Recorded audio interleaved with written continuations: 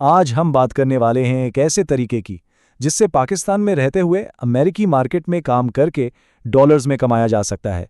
चलें समझते हैं कि ये सब कैसे मुमकिन है। तो सबसे पहला और बड़ा सवाल यही ज़हन में आता है कि भाई पाकिस्तान में रहकर अमरीकी डॉलर्स कैसे कमाए जाएं।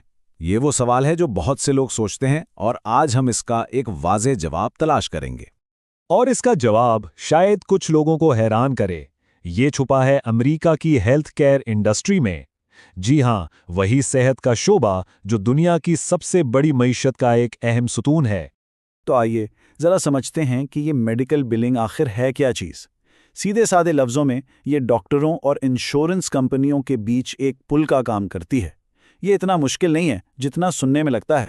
देखें, टेक्निकी तौर पर मेडिकल बिलिंग एक पूरा प्रोसेस है। इसमें अस्पताल या क्लिनिक अपनी दी गई सर्विसेज के पैसे लेने के लिए इंश्योरेंस कंपनियों को क्लेम्स भेजते हैं और फिर उन क्लेम्स को फॉलो अप करते हैं ताकि पेमेंट मिल सके। अच्छा, तो ये पूरा काम होता कैसे है? इसका फ्लो बड़ा सीधा सा है। सबसे पहले तो जब कोई मरीज डॉक्टर के पास जाता है तो एक रिकॉर्ड बन जाता है। फिर जो भी इलाज या सर्विस दी गई उसे खास कोड्स में बदला जाता है। इसके बाद इंश्योरेंस कंपनी को क्लेम भेजा जाता है और आखिर में पेमेंट प्रोसेस हो जाती है। बस ये 4 आसान से स्टेप्स हैं जिन पर यह सारा सिस्टम चलता है। ठीक है, ये तो समझ आ गया है कि मेडिकल बिलिंग क्या है, लेकिन असल सवाल तो ये है कि अमेरिका में बैठे क्लाइंट्स को पाकिस्तान में किसी की ज़रूरत क्यों पड़ेगी? इसकी आलमी मांग के पीछे एक बहुत ठोस वजह है। बिल्कुल, ये सवाल जहन में आता है कि भाई अमेरिका, कनाडा या ऑस्ट्रेलिया जैसे बड़े मुल्कों के अस्पताल पाकिस्तान में टैलेंट क्यों ढूंढेंगे? इसकी सिर्फ एक नहीं बल्कि कई कारोबारी वजूहात हैं। उसकी वजह बहुत सीधी सी है और वो है पैसे की बचत और टैलेंट। अगर कोई अमेरिकी अस्पताल अपने मुल्क में किसी को नौकरी पर रखता है तो उसके खर्चे बहुत ज़्यादा होते हैं और अच्छे लोग भी मुश्किल से मिलते हैं।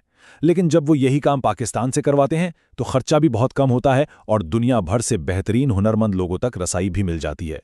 तो अगर हम इसको समेटें तो आउटसोर्स करने की 3 बड़ी वजूहात हैं। एक तो लागत में ज़बरदस्त कमी, दूसरा पूरी दुनिया से हुनरमंद लोगों तक रसाई, और सबसे अहम बात ये कि अस्पताल का अमला कागजी कार्रवाई के बजाय मरीजों पर पूरी तवज्जो दे पाता है। चलें अब सबसे अहम बात पर आते हैं। अगर किसी को इस फील्ड में आना है तो उसे किन चीज़ों की ज़रूरत पड़ेगी? ये वो बुनियादी चीज़ें हैं जो इस सफ़र को शुरू करने के लिए लाजमी हैं।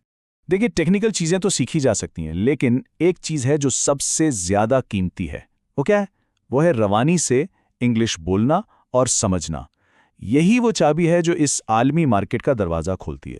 तो एक तरह से कह लें कि आपकी फ्रीलांसर स्टार्टर किट में 3 चीज़ें लाजमी होनी चाहिए। 1 बेहतरीन इंग्लिश कम्युनिकेशन, 2 मेडिकल बिलिंग की बाकायदा ट्रेनिंग और 3 घर में एक प्रोफेशनल सेटअप जिसमें एक अच्छा और काबिल भरोसा इंटरनेट कनेक्शन सबसे ज़रूरी है। और एक बात याद रखने वाली है, ये सिर्फ एक नौकरी नहीं है बल्कि ये एक दरवाज़ा है, एक गेटवे है जो आपको दुनिया भर के फ्रीलांस मार्केट से जोड़ता है। ये एक बहुत बड़ा मौका है।